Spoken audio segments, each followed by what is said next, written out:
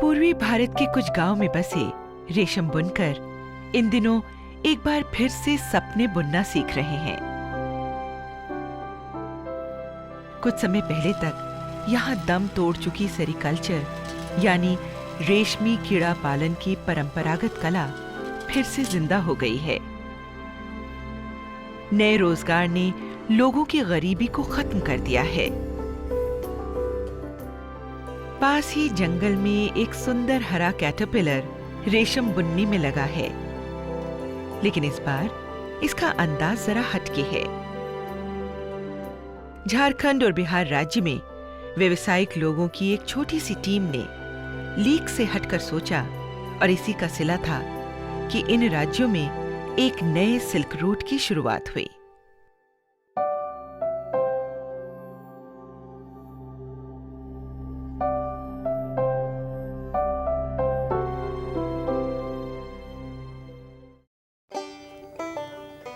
देश के दूर दराज गांवों की ऊबड़ खाबड़ सड़क को अपनी मोटरसाइकिल से नापना शमशाद और प्रभाकर के लिए आम बात है। ये दोनों एक स्वयंसेवी संस्था प्रदान में काम करते हैं। ये संस्था देश के ग्रामीण इलाकों के गरीब लोगों के जीवन यापन को सुधारने में जुटी है। जोहार दीदी, जोहार भैया। शमशाद अपनी टीम के साथ झारखंड में काम करते हैं। पिछले 2 दशकों से वो इस इलाके में टसर रेशम की खेती से जुड़े रोजगार को सुधारने की कोशिश में जुटे हैं। सब ठीक से चल रहा है? अच्छा, अब दीदी आज भारत टसर रेशम की केवल 60% मांग को ही पूरा कर पाता है। हालांकि जब प्रधान ने इस सेक्टर में जान फूंकनी चाहिए, तो इस कारोबार से जुड़े परिवार इसे फिर से शुरू करने से कतराए। यहाँ रेशम कीट पालन का चलन बहुत पहले खत्म हो चुका था। हाँ, कुछ आदिवासी परिवार जरूर हैं, जैसे श्यामलाल बास्के, जो जंगल के नजदीक रहते हैं और जिन्होंने जिंदगी भर टसर कीट पालन का ही काम किया है। हर साल श्यामलाल और उसकी पत्नी अपने खेत में धान उगाने के काम से फुर्सत पाकर टसर कुकून पैदा करने की तैयारी में जुट जाते हैं। सबसे पहले श्यामलाल जंगल में कुकून के बीज ढूंढता है, फिर उन्हें घर लाकर उनकी माला बनाकर घर के बाहर टांग देता है। कुछ ही दिनों में एक बालिग पतंगा सख्त कुकून को तोड़कर बाहर निकलता है। नर और मादा पतंगा जोड़ा बनाते हैं, जिसके बाद मादा पतंगा ढेर सारे अंडे देती है। जल्दी ही इन अंडों में से नन्हे टसर के कीड़े बाहर आते हैं और कुछ ही दिनों में ये कीड़े पत्ते खाकर बड़े कैटरपिलर बन जाते हैं। ये जल्द ही अपने शरीर के चारों ओर एक सख्त टसर कुकून बुन लेते हैं। रेशमी कीड़ा पालने वाले इसी कुकून को इकट्ठा कर इन्हें रेशम बुनकरों को बेच देते हैं। अक्सर श्यामलाल को बाजार से कुकून के बीज खरीदने के लिए कर्ज भी लेना पड़ता है। कुकून से पतंगे निकलने के बाद श्यामलाल नर और मादा के जोड़े को अलग करता है और मादा पतंगों को पत्ते के बस्ते में अंडा देने के लिए छोड़ देता है। 1 हफ्ते बाद जब वो बैग खोलता है तो सारी मादा पतंगे मरी मिलती हैं, लेकिन अपने पीछे वो ढेर सारे अंडे छोड़ जाती हैं और इन्हीं अंडों से टसर के छोटे छोटे कीड़े निकले हुए मिलते हैं। श्यामलाल तुरंत उन्हें जंगल ले जाकर अर्जुन या आसन के पेड़ पर टांग देता है। अगले कुछ दिनों में उसे बेसब्री से इंतजार है कि कब ये नन्हे रेशमी कीड़े कुकून में तब्दील हो जाएं। मगर पिछले कई सालों की तरह एक बार फिर उसकी कुकून की फसल बर्बाद हो गई। श्यामलाल की तरह ऐसे हजारों लोग हैं जो रेशमी कीट पालन के चक्कर में भारी नुकसान झेल चुके हैं। कारण समझना मुश्किल नहीं था। कीट पालन की प्रक्रिया में पुराने और गैर वैज्ञानिक तरीके अपनाए जा रहे थे। अधिकतर कीड़े बीमार होते थे और वो कुकून बनने से पहले ही मर जाते थे। कीड़ा पालने वाले किसान इस नुकसान को जंगल देवता के रुष्ट होने से जोड़ देते थे। नहीं कि बर्मी, इसका मतलब लोग मेहनत किया है, जिस तरह बताया इलाके गया के है, लोगों से ट्रेनिंग बातचीत कर ट्रेनिंग में प्रधान बताया ने गया फैसला है, किया सर्विस प्रोवाइडर ने आकर के कि सब कुछ इस बताया सेक्टर को है, जिंदा तो करने वो के लोग लिए इस तरह का किया है, अच्छी इसलिए हमको बहुत क्वालिटी खुशी के लग रहा है टसर कि कम से अंडे कम की उपलब्धता गांव बहुत सुनिश्चित प्यारा करानी दिखाई दे रहा है। होगी। कैसे बताइए तो कैसे इसी करके, अगर पीला में क्रांतिकारी जब ग्रीन होगा सोच तो ने कैसा दिखाई देगा? यहाँ रेशमी कीट पालन को आधुनिक और बेहतरीन बनाया। इससे जुड़े बताइए क्या हजारों बताइए? गरीब कड़ा किसानों लग की रहा है? तकदीर अगर ही बटन बदल इस पर गई। कड़ा लग रहा है, इसका मतलब कीड़ा पूरा स्वस्थ है।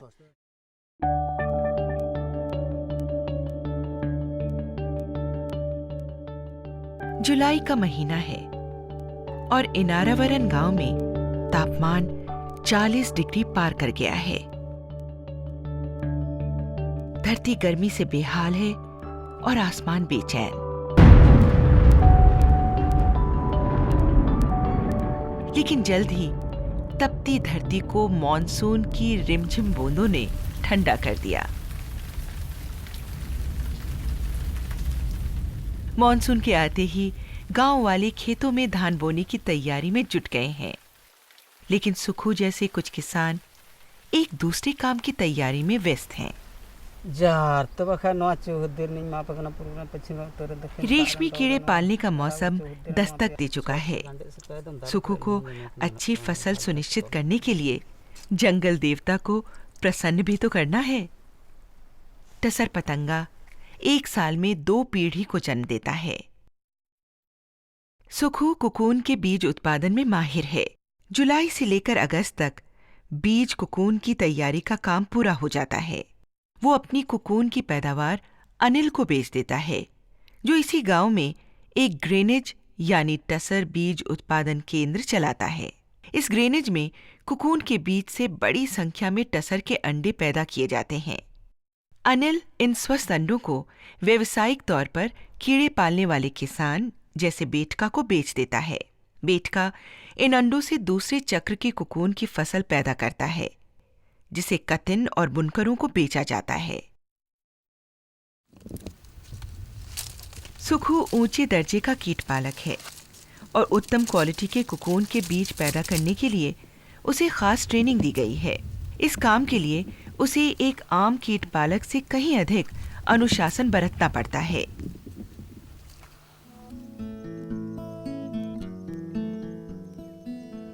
इन दिनों जंगल में सुखू की छोटी सी जमीन पर हजारों नन्हे रेशमी कीड़े पल रहे हैं। दिन के किसी भी वक्त ये कीड़े मुलायम पत्तियों को खाते नजर आएंगे। इन दिनों इनका बस एक ही काम है, खाना पीना और आने वाले दिनों के लिए अपने शरीर को ताकतवर बनाना। 40 दिन के जीवन चक्र में ये तेजी से बड़े कैटरपिलर में तब्दील हो जाते हैं। हर बार एक अवस्था से दूसरी अवस्था में जाते हुए ये अपनी पुरानी खाल छोड़ते हैं। जब कैटरपिलर तेजी से बढ़ रहे होते हैं, उनका हाल किसी लंबी चौड़ी भूखी फौजी पलटन से कम नहीं होता। उनकी भूख इतनी प्रबल होती है कि ये एक पेड़ को कुछ ही दिनों में खाकर चट कर जाते हैं। ऐसे में सुखू लगातार इन कैटरपिलर को एक पेड़ से दूसरे नए पेड़ पर चढ़ाता रहता है। कैटरपिलर अंधे होते हैं और अपनी रक्षा करने का उनके पास कोई कारगर तरीका नहीं होता। वो आसानी से किसी भी शिकारी जैसे पक्षी या ततैयों के शिकार बन सकते हैं, लेकिन यहाँ इन्हें कोई डर नहीं। इन कैटरपिलर को ज्यादा खतरा उन दुश्मनों से है जो आंखों से नजर नहीं आते, जैसे कि बैक्टीरिया और वायरस। अपने कीड़ों को किसी भी इन्फेक्शन से बचाए रखने के लिए सुखू अपने जंगल में ऊंचे दर्जे की सफाई रखता है और समय समय पर वो पेड़ और कीड़ों दोनों पर कीटाणुनाशक छिड़कता रहता है।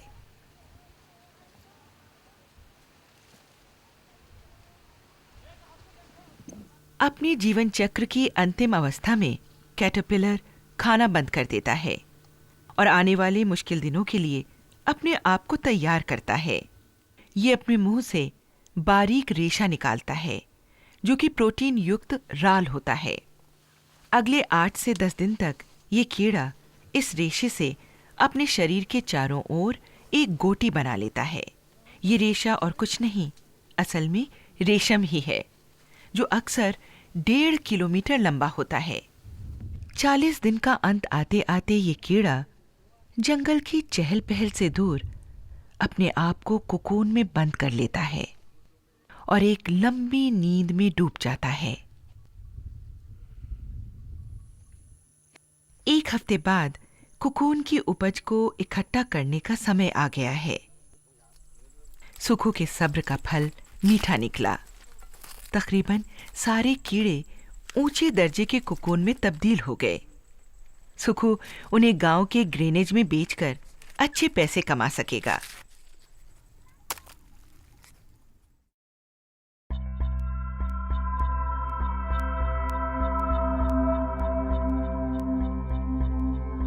अगले 1 महीने तक कैटरपिलर चुपचाप अपने कोकून में आराम करता है। एक शाम जब हवा थोड़ी गर्म और नम होती है तो ये बाहर की दुनिया में आने के लिए बेचैन हो उठता है। कोकून की सख्त परत को नरम करने के लिए ये कुछ एंजाइम्स छोड़ता है। रात के अंधेरे में आखिरकार पतंगा कोकून से बाहर निकलता है, लेकिन अब वो पहले जैसा नहीं दिखता। हरा कैटरपिलर एक सुंदर पतंगे में तब्दील हो गया है। इस बार ये जंगल में नहीं बल्कि गांव में एक ग्रेनेज के अंदर सुरक्षित माहौल में पैदा हुआ है। यहाँ ये अकेला नहीं है। आज की रात इसके साथ तमाम दूसरे पतंगे भी कोकून तोड़कर बाहर आ गए हैं। कोकून से बाहर आने के थोड़ी ही देर बाद ये पतंगे अपनी जिंदगी का सबसे जरूरी काम करेंगे। ये अपने अपने जोड़े बनाएंगे। कीड़े पालने के पुराने तरीके में जहां ये पतंगे अपने साथी की तलाश में जंगल में दसियों किलोमीटर दूर तक उड़ान भरते थे, वहीं इस भंडार घर में इन्हें मेटिंग के लिए जरा भी जहमत नहीं उठानी पड़ती। मादा पतंगा पीले रंग की होती है और ये जिंदगी में केवल एक ही बार जोड़ा बनाती है। उसके जीने का एकमात्र मकसद होता है अपने अंदर मौजूद अंडों को फलने फूलने का मौका देना। जबकि नर पतंगा, जो कि दिखने में भूरा होता है, अपने जीवन काल में 2 से ज्यादा बार मीटिंग करता है और उसके तुरंत बाद ही मर जाता है।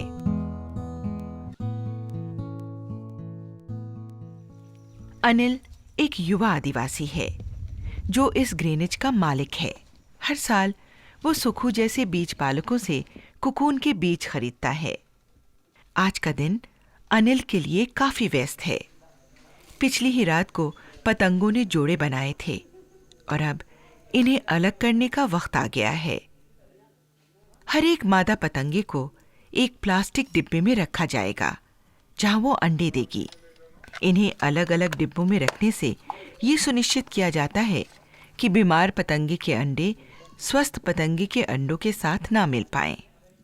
अगले 3 दिनों में मादा पतंगा सर्द और नम माहौल में अंडे देती है। इसके तुरंत बाद हर मादा पतंगे को माइक्रोस्कोप से जांचा जाता है ताकि उनमें मौजूद किसी बीमारी का पता लगाया जा सके। ऐसे पतंगों को उनके अंडे समेत तुरंत जला दिया जाता है। प्रदान के मॉडल में ग्रेनेज की अहम भूमिका है। ग्रेनेज में स्वस्थ अंडों को अलग